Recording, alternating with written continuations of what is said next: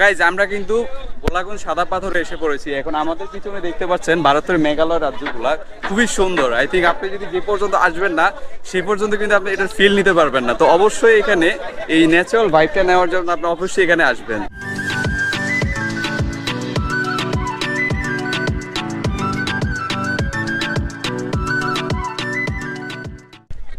So guys আমরা কিন্তু এখন হাঁটতেছি গোলাগঞ্জ এই সাদা পাথরগুলোর উপরে।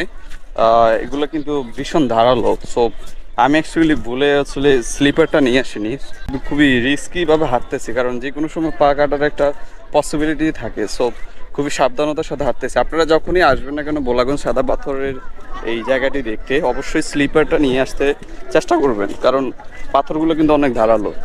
কক্সবাজারের মতো কিন্তু এখানেও কিন্তু ডেকি চেয়ারগুলো আছে। এখানে পার আওয়ার হিসেবে কিন্তু আপনি ভাড়া নিতে পারেন।